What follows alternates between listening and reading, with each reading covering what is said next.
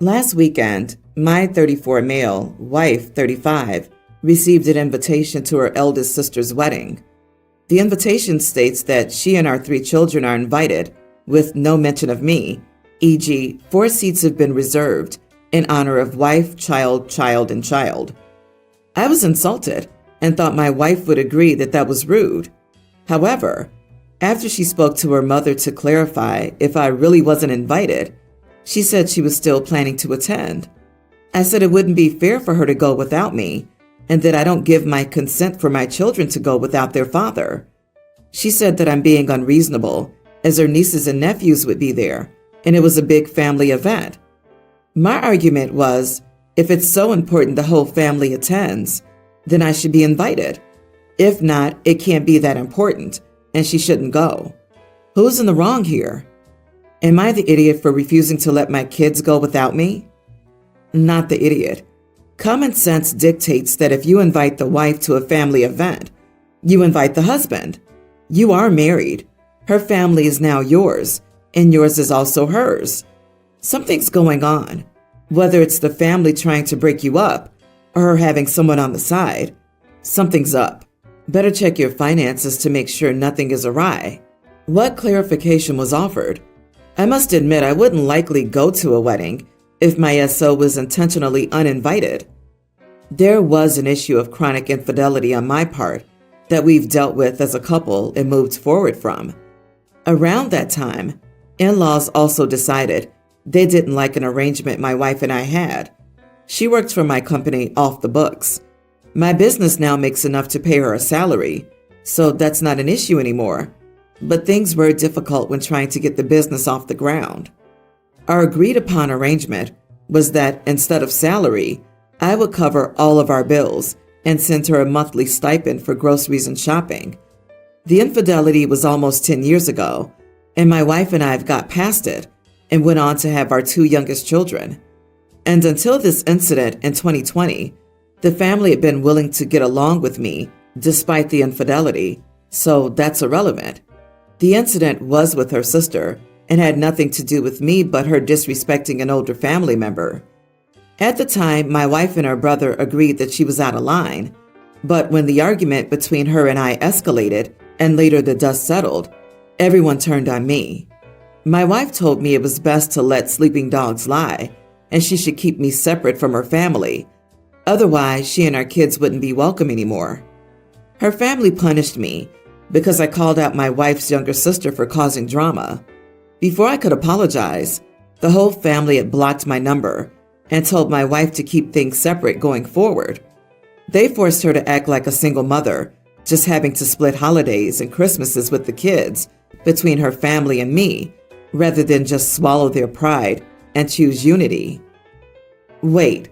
Wow. Wow, dude. You're a loser. Your wife must have horrible self-esteem to stay with you. Hope she takes the kids to the wedding and never comes back. She can certainly do better, and the kids would be better off without you too. Oh, I knew something was up. You don't invite your younger sister and her kids to your wedding and just leave the husband out for no reason at all. This was very much missing reasons. Chronic infidelity is a new one though. Not just cheating once, but chronic infidelity? Yeah, the family doesn't have to get over it just because his wife did. No way would I want him at my wedding. Agree. OP's a serial cheater, financial abuser, and controlling idiot. Gotcha. He's a piece of work. That's why he wasn't invited. The fact that OP hid all of this from the main story shows he knows he's an idiot, but wants everyone to side with him so he can show it to his wife and tell her she shouldn't go. You are the idiot, OP. This is called the consequences of your actions. You got your wife to move past it. Her family is not. I am so dumbfounded at how many people who ask questions leave out the major details of their being an idiot. Context is key, and this context shows OP is not a good person. I love how OP sweeps the cheating part away in a sentence, but focuses on the business aspect like that's the real problem here. It's actually a huge problem. When he says she was working for him off the books, he means she wasn't getting paid. Notice how he says it's his business, not theirs. That's a pretty big flag too.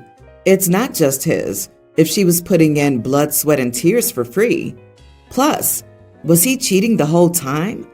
Jesus. She was financially dependent on him, even though she was working. I wonder if that had anything to do with her decision to forgive him for cheating. I'm mad at him, and I've never even met him. Her family must hate everything he touches. Context: my boyfriend, 23, and I, 21 female, have been together on and off for 4 years. Each time we split up, it's mainly because he doesn't make an effort. I'm a simple woman.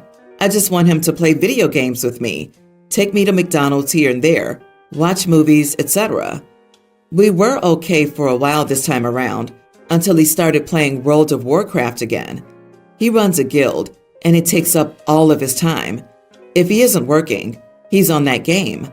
I have to book to see him a week in advance, when we live 5 minutes from each other. Now the problem here is that my birthday's coming up on Thursday. For the past 6 months, Wednesdays and Thursdays have been raid days, meaning he's unavailable, basically all day. I wanted to see him on Thursday, my birthday, as my mom would be working and I'm seeing the rest of my family Friday and Saturday. He said no to Thursday, but he wants me to cancel my plans on Friday to see him. Am I the idiot for not canceling my family plans and being annoyed he won't give up his game for 1 day out of the year? Edit: my family hates him, and the same for his family with me. We've both done some stupid stuff that has made our families feel that way. I mean, you're the idiot to yourself for continuing to date someone hoping they'll change when they've told you repeatedly over 4 years that they won't. Your expectations aren't unreasonable, and now that you know your boyfriend is not up to meeting them, you get to choose not to date him. This is really straightforward. It's pathetic that you've done the breakup, get back together thing more than once, if this is how he is. But I remember being 21 and also doing pathetic things in relationships, so I get it. Have more self-respect for yourself. Poor OP, you're a video widow. Why can't he just come with you to your family on Friday? Because the family doesn't like him. What a surprise. He's telling you his priorities. Why are you still with him? You are the idiot for thinking being a simple woman will get you what you want. He knows your standards are low and your expectations are non-existent because you let him walk all over them every time. End this relationship and go into therapy to form boundaries about how you will and will not accept being treated. This past weekend, my family went camping with a group of my wife's friends. There were 3 families there, 6 adults and 8 kids. We took our boat, and before we left, I told my wife that the only thing I ask is that I have time to go fishing at least once during the trip. I told her I'd take the kids tubing and take people on leisurely boat rides, but that I wanted to go fishing for at least one of the 3 nights we were there. When I say at night, I mean at night. The lake we were camping near is well known for its walleye fishing, and anyone who fishes for walleye knows that the best bites come before sunrise and after sunset, sometimes late into the night, especially during the summer. And after talking with a few locals, they said the nighttime bite has been very good recently. So I plan to spend days taking people out on the boat and at least one night head out and do some night fishing. The first 2 nights I didn't get a chance to go out fishing because the other families had game nights planned and my wife wanted me to participate. Think of family-based games where each family's a team. It was fun and I'm glad we did it. The kids ate it up. The morning of our last full day there, I told my wife I would be fishing that night, and she agreed. After dinner on the 3rd night, I started preparing to head out fishing. It was about 8 p.m. when I was just about to leave the dock. My wife came running over in a panic. Someone driving around on a golf cart hit one of her friend's family dogs. The dog didn't make it. She told me to come to help her talk with the kids about it because they were all very upset. I hung around for an hour or so and helped console the kids. Obviously, everyone was pretty shaken up by it. The kids of the family with the dog wanted to do a funeral service for the dog, so I stayed for that too. By the time that ended, It was 9:30 p.m. The adults got the kids settled in with a movie to try and calm them down, so I told my wife I was going to head out fishing. She immediately got mad and asked me how I could even think of fishing after what happened. I told her there was nothing else for me to help with and that I was looking forward to fishing the entire trip. I reminded her that she agreed it was okay, but she said that things had changed and it would look bad if I went fishing while everyone else was helping her friends grieve. I told her that I had done the family thing the entire weekend and that I was sorry about what happened, but that shouldn't mean I have to give up the one thing I wanted to do for myself. She just turned and walked away without saying anything. I ended up fishing for a few hours and everyone was asleep when I got back. My wife barely spoke to me the next day and the entire ride home. She told me I made her and myself look bad by leaving like that when everyone else stayed to help. Am I the idiot for going fishing? Not the idiot. You did stay. What did she want you to do? Hold a seance to see if it was okay with the dog to go fishing? I know it's horribly tragic. It was also 100% preventable by being a responsible dog owner. Why your wife cares so much about others' opinions is mind-boggling. I don't want to judge the wife too harshly, but it sure seems like she cares more about looking good in front of her friends than the actual feelings of everyone else. My mother was exactly like this all the time, and it drove us nuts while growing up and well into adulthood. Everyone else's opinions were always more important, no matter what, even if we barely knew them. Now that she, in her own words, is too old to care anymore, she realizes just how stupid and annoying that really was. OP, you did more than enough in this situation. You stayed for most of the memorialization of the poor dog. There were plenty of people there. Always traumatic to lose a pet, but it wasn't your dog. But it was your holiday, which you wanted to make the most of. It's not fair or appropriate to force someone to put on some visual act of feigned grief. So I, nearly adult female, have this old school teacher who I'll call Mr. Miller. His first name is Stephen, which will become relevant later. He's in his late 50s and super strict, especially with the girls for some reason. He also has a special hatred for students who cut class. After some kids in my hour pulled a stunt earlier this year, they asked to go to the bathroom and didn't come back to class. He's had a policy that students can't take their bags to the bathroom. His rationale is that if students leave their bags behind, they'll have to return for them. As you can imagine, this rule frustrated the girls in the class. Unfortunately, as you probably know, often women's clothing doesn't have pockets large enough to fit a pad or tampon discreetly. I've just dealt with it by wearing bulky hoodies and putting my pads in the front pocket. Still, it's been really hot lately, and our school has bad quality AC, so I didn't wear one on Thursday. Anyway, about halfway through Mr. Miller's class, I raised my hand and asked to go to the bathroom. He said yes, and I stood up with my bag, hoping he wouldn't notice. He noticed. He reminded me, in that condescending way that older teachers talk down to teens, that I had to leave my bag in the classroom.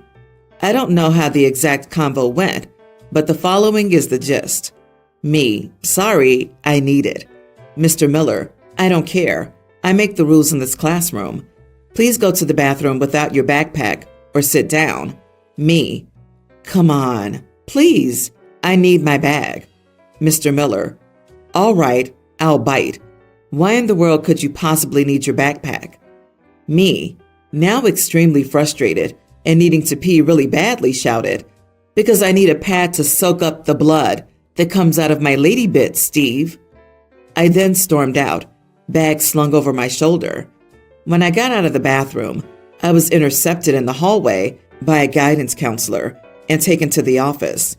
They called my parents and issued me a full week of after-school detention for use of graphic and vulgar language and unauthorized walkout. My mom negotiated it down to 2 sessions because I'm generally an excellent student, and it was my first offense of this nature. I talked to my sister about it, and she said I shouldn't have made a scene, that it was his classroom, and I should follow his rules.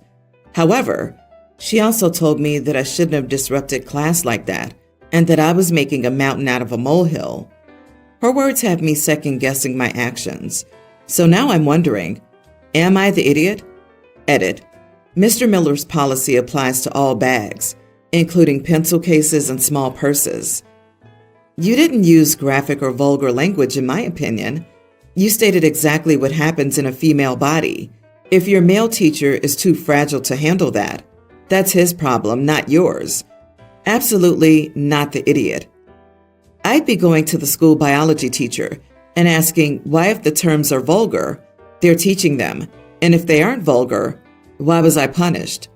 Get one teacher on your side, and you might get them fighting for you behind the scenes. Exactly. Since when is human biology vulgar and offensive? This is some straight-up misogyny crap.